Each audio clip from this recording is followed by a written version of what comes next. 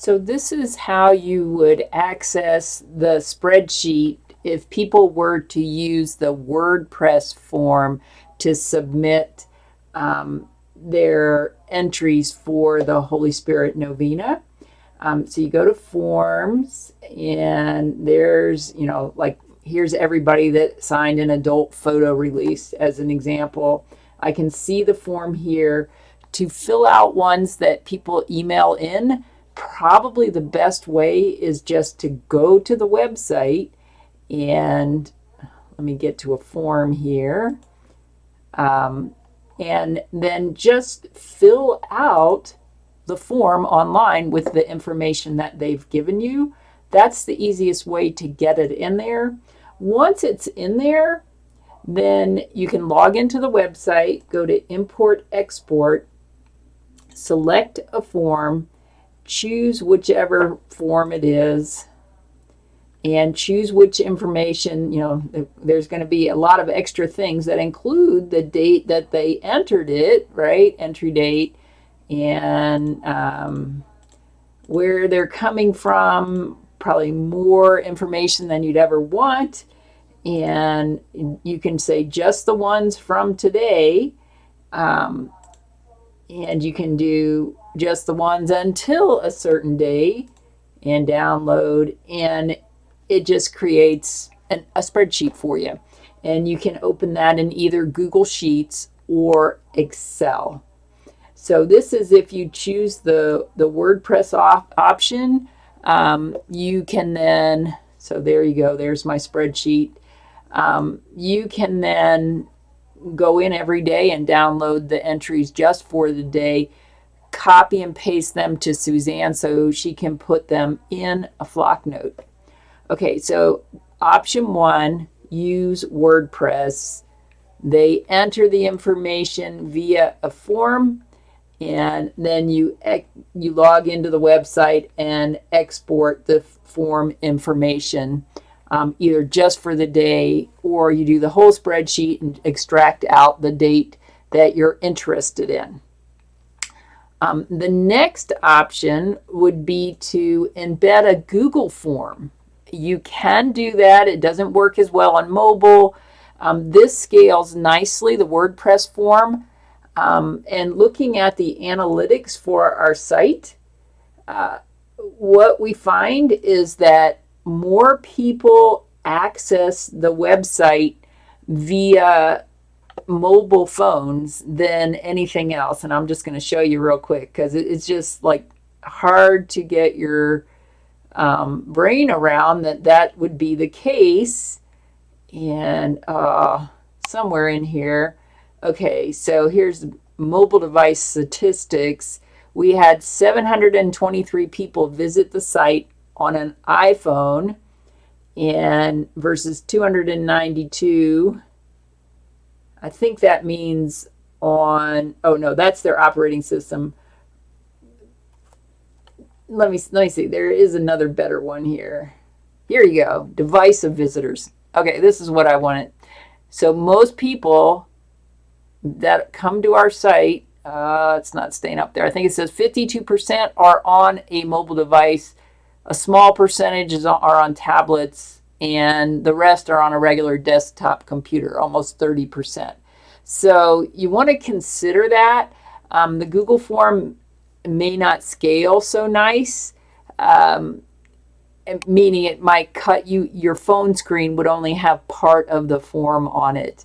It doesn't, the forms, Google Forms don't scale width-wise, whereas I'm pretty sure if you are, I know it does. I've tested it. If you're pulling up a form that's on built-in WordPress, it's going to show on the mobile phone just as nicely as it does on the desktop.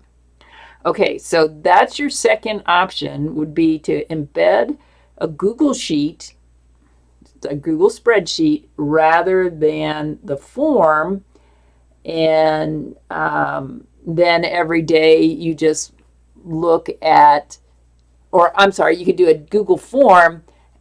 If you're not familiar, you can download from Google Forms.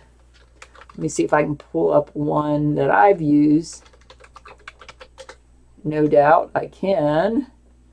Okay, so anytime you have a form, oh wait, that's not one of mine, sorry. Owned by me, okay. Oh, I don't even know what I've got here. No one's filled this one out. Let me find one. Okay, here's one that my students probably filled out. And nope, looks like I never sent it to them, because you should be able to go to responses, then click and get a spreadsheet with everybody's response. And again, I'm not showing you one that I don't use it a lot. Okay. Oh, I did do one. I did do one for the Sarah Club. So recently, here we go. And there I can see my responses. I can export the responses into a spreadsheet.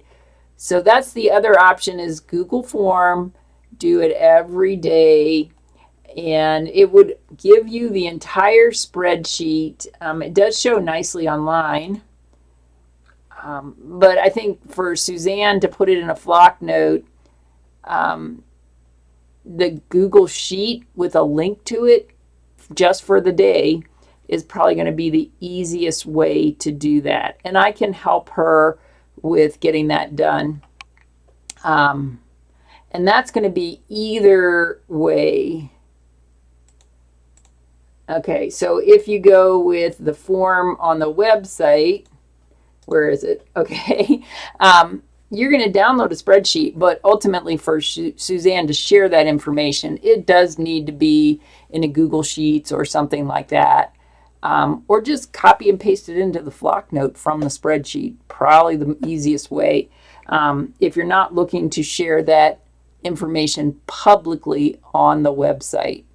Otherwise, you would need to embed a Google form, or link to a Google form is a little more friendly. And here's an example where I've done that. And so let's see. If we go to the Chaplet of Infant Jesus of Prague, there's a few links. These are Google Forms. This is a Google presentation, right? So you just click and it opens it. All right, so option 1, WordPress. Option 2 would be embed a Google Sheet, or first a Google form, and then you get the answers in Google Sheets. Option 3 would just have a flock note that everybody replies to. And then only everybody in the parish can submit requests, and only everybody in the parish can see what other people said. One last thing, if you put it on a Google form, there's no control in terms of if a bot gets a hold of it and sends you 5,000, okay, or millions even. Google will eventually shut it down, but with a form in WordPress, I can go to the form settings and say, hey, if we all of a sudden get 200 of these, stop accepting them. Okay, and tell whoever's submitting them, put a message on their screen, please call the parish office and tell them what this form, and give them this message, and then Rose would call me. We haven't had that happen yet, but it's nice to have that as an option. Okay, I hope that helps.